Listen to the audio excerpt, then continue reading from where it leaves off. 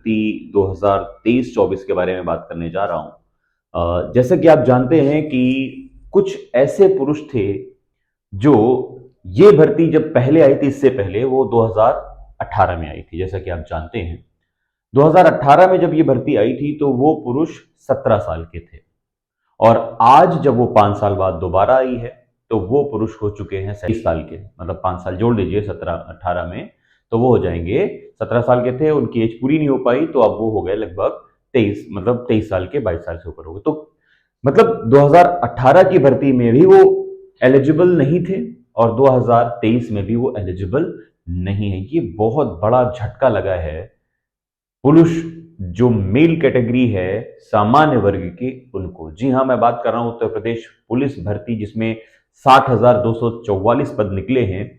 उसमें जो आयु की गणना उम्मीद थी लोगों को कि एज बढ़ाई जाएगी, स्पेशली जनरल कैटेगरी के लोगों को ये उम्मीद थी कि उनके लिए कुछ रियायत होगी, क्योंकि इससे पहले जो भर्ती आई थी वो 2018 में थी, और जो लोग एज, जिनकी एज नहीं थी वो, और ये जिनकी ऑलमोस्ट एज हो गई थी, वो किसी तरह नहीं एक अटेम्प्ट में निकाल पाए, उनको लगा दूसरा अटेम्प्ट मिल जाएगा।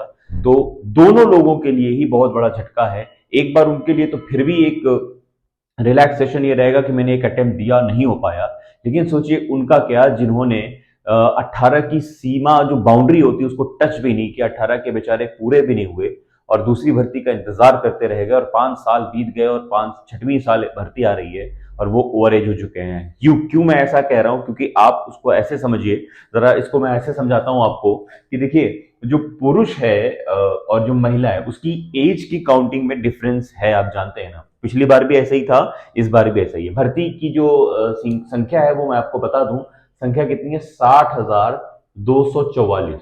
कितनी है, 60,244 है। ठीक है, सभी पुरुषों को, सभी कैटेगरी के पुरुषों को कोई प्रॉब्लम नहीं है। सिर्फ यहाँ पर जो है जनरल कैटेगरी के जो पुरुष हैं उनको बहुत ज्यादा प्रॉब्लम हो चुकी है।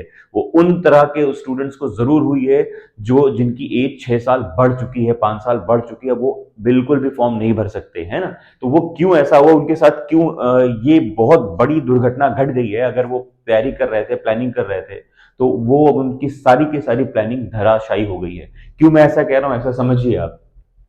देखिए, जो पुरुष की एज ली जा रही है वो ली जा रही है 18 से लेकर 22 साल तक। ठीक है, मतलब आप जो है 22 साल की उम्र में ही बूढ़े हो गए हैं। आप 22 साल की उम्र में ही बूढ़े हो गए, ऐसा बोर्ड का मानना है। अब आप फॉर्म नहीं भर सकते अगर आप जनरल कैटेगरी के हैं तो। और जो बाकी कैटेगरी से हैं, जैसे कि 18 से 22 ली जा रही है, उसमें 5 साल की छूट है। चाहे आप ओबीसी हो, एससी हो, एसटी हो, उसमें आपको 5 साल की छूट मिल रही है। मतलब आप अगर 27 साल तक भी हैं तो आप फॉर्म को भर सकते हैं। उसी तरह अगर हम महिला को देखें तो 18 से 25 साल की फॉर्म जो है डेट है, मतलब एज काउंटिंग हो रही है उनकी, किसी भी कैटेगरी की हो। लेकिन यहाँ पर एक प्रॉब्लम ये आ रही है कि जिन बच्चों ने 2018 में फॉर्म भरने की प्लानिंग की और उनकी एज नहीं काउंट हो पाई उस डेट में, तो उन्होंने सोचा था कि हम अगली भर्ती में अटेम्प्ट करेंगे। 2019-20 कोविड का टाइम रहा, नहीं निकल पाया, फिर ये रहा 21 में आ जाएगी, 22 में आ जाएगी, लेकिन नहीं आई। अब फाइनली अब आई है, लेकिन अब उनके लिए एक बहुत बड़ी जो है, ये समझिए, बुरी खबर लेकर आई है। बुरी खबर ये है कि वो फॉर्म नहीं भर सकते हैं। वो क्यों नहीं भर सकते, क्योंकि जनरल कैटेगरी की जो एज ली गई है वो 18 से 22 साल के ही लिए ली गई है, और ओबीसी के लिए 18 से 22 भी है, लेकिन उसके साथ 5 साल की छूट है, तो इस तरह उनकी एज हो जाती है 27 साल। मतलब अगर वो वहां फॉर्म भरना चाहे, मतलब जो बच्चा जो है पिछली बार भी नहीं भर पाया था, वो अब भर सकता है ना। अगर वो 17 साल का था, 16 साल का था, तो वो अभी भी फॉर्म भर सकता है, अगर वो ओबीसी, एससी, एसटी में आता है तो।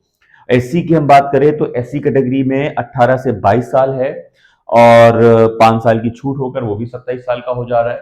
अगर हम बात करें एसटी कैटेगरी का, तो वो भी 18 साल से 22 साल का है, 5 साल की छूट मिलकर 27 साल का हो जा रहा है।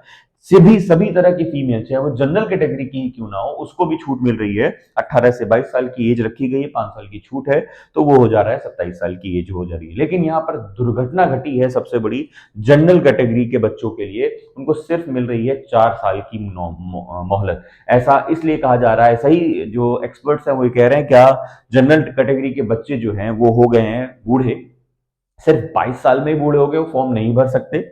और आज हम बात कर लें यहाँ पर पोस्ट वाइज की, तो जरा पोस्ट वाइज देख लीजिए। जो टोटल 60,244 पोस्ट हैं उसमें 24,102 पोस्ट है जनरल कैटेगरी के लिए और 6,024 पोस्ट है ईडब्ल्यूएस के लिए। ये दोनों सामान्य वर्ग के लिए हैं, तो लगभग हो जाती है जाकर आपकी 30,000 से ज्यादा। ठीक है, मतलब एक तरह से ये जो है कोशिश की गई है, जो नाराज सामान्य वर्ग के अभ्यर्थी हैं उनको खुश करने की कोशिश की है कि आधे 50% के करीब वैकेंसीज उन्हीं के लिए ही है।